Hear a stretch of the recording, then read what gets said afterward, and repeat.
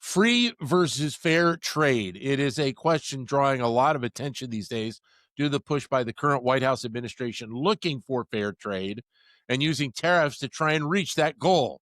But from a variety of different senses, the question to ask is it better to want to see free or fair trade? Zhang is a professor of marketing here at the Wharton School. He recently penned an opinion piece for Fortune talking about that topic specifically, and he joins us right now. Hi, John. How are you?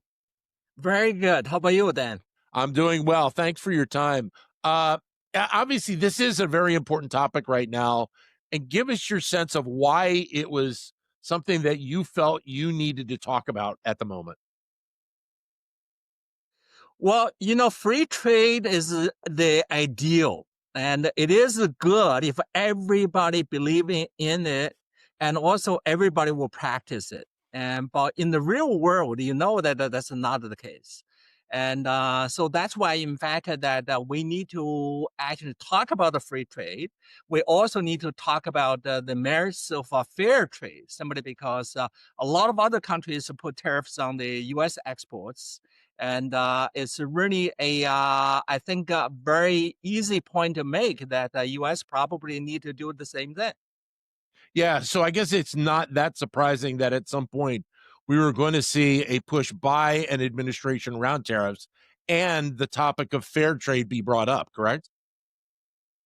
Yes, and in fact, in my piece, I was basically making the point that it's not easy and to actually talk about fair trade in this country, simply because a lot of people believe in the free trade. Free trade is almost like a religion. If you look into the theory that supports the free trade, and there are lots of assumptions that need to be made for free trade to be the ideal. And yet, in practice, those assumptions are just not very realistic. And so, what I was trying to look into is why exactly that, given that those assumptions are not very realistic, and yet a lot of people are still talking about free trade, and that they really want to stick to it. Is it the historic pattern, I guess, that we've seen here in our country around free trade that makes it so much harder to talk about fair trade? Yes, you can imagine that if you want to go ahead and raise the tariff, and one of the first things you notice is that consumers may have to pay a higher price, which basically means a large number of consumers in the country may have to pay a higher price for the goods they purchase that are imported by the U.S. And but if you actually and in the meantime and lower the tariff, okay, if you lower tariff, lots of people in the country will benefit from it. But if you look at the other side of the coin, and when you actually raise the tariff, you would protect the workers who are in the import competing industries, and so which just means that those people will benefit. But on the other hand, if you lower the tariff, you may actually hurt those people and very badly. So essentially, what you're looking at is that on the one hand, if you actually and lower the tariff, and you're going to hurt some of the workers in some small communities really badly. But on the other hand, if you lower the tariff, you're going to benefit a large number of people and Right. by a small amount. So this is really the case where in the Chinese proverb, they're basically saying that instead of injuring 10 fingers, probably it's better to break one finger. In fact, American politicians always follow that rule. You always break the one finger instead of trying to injure 10 fingers. But at some point, don't you Which basically means run out of fingers free if you trade. if you follow that path? Let me say it again, actually here. So essentially, in that kind of a situation, either you're going to injure 10 fingers, Yeah. which basically means that you raise the tariff and let everybody pay a slightly higher price, or you're going to break your one finger, which in that case is lower the tariff and Okay. hurt some of the small number of people in the community badly. Right, politicians always favor and break one finger instead of injuring 10 fingers. Now, part of the reason why we're seeing this, and you bring this up, is the topic of economic security, and it's part of the reason why we are seeing certain companies make moves to support the U.S. economy, to bring home manufacturing, to think about different ways that they can boost the economy of the U.S.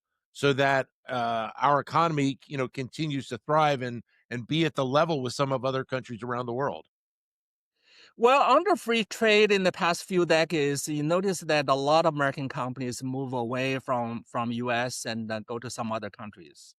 And in fact, that's indeed what you expect when you have an asymmetric trade, right? So if you are a company and that produces in US and you're going to sell it in domestic market and easily, and but on the other hand, that in fact they have to pay high tariffs to sell in foreign countries. So in Right. that case, it's probably much easier for you to relocate and to some other countries where and when you sell to the US, you don't pay tariffs. And when you sell in domestic market in those countries, you also don't pay taxes. So that's a much better situation for companies. So that's why there has been a giant sucking sun. And as was Ross Perot was saying, Yeah. and for American capital and American companies. Part of your article does talk about the political ramifications of free versus fair trade and the challenge that it can really be for politicians when they start to discuss one over the other. Yeah, when you do the finger arithmetic, and you're always going to be in favor of free trade, simply because free trade will benefit a large number of people out there, and fair and but only help and only hurt a few, very few people. And if you do fair trade, you're going to hurt a large number of people, and only benefit and hugely a small number of people. So that's why and in terms of the political calculus, it's always a good idea to support free trade. And also, the other factor is that the capital is mobile, and workers are not. So, which just means that when you have a free trade, if I have the capital, I can go around the world and deploy my capital and make a slight higher return, right? But in the meantime, that of course that you're gonna hurt some of the communities very, very badly. Simply because you close the factories and you would want a middle-aged worker and to transit into some other different trade and to make a living. Do you expect that, at least the way we have gone in the last few months under this new administration, that we're going to probably try and follow the path of fair trade more so than free trade for the foreseeable future? Well, the Trump administration is certainly trying to do that. Of course, you can imagine that there is a lot of resistance. That's really one of the reasons why I want to write that particular piece.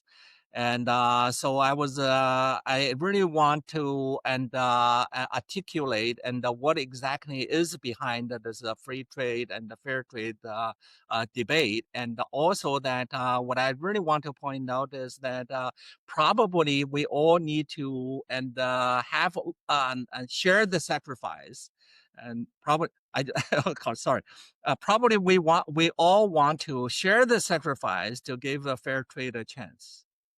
John, always great to talk with you. Thanks very much for your time today, sir. Thank you so much. Thank you. John Zhang, who is marketing professor here at the Wharton School.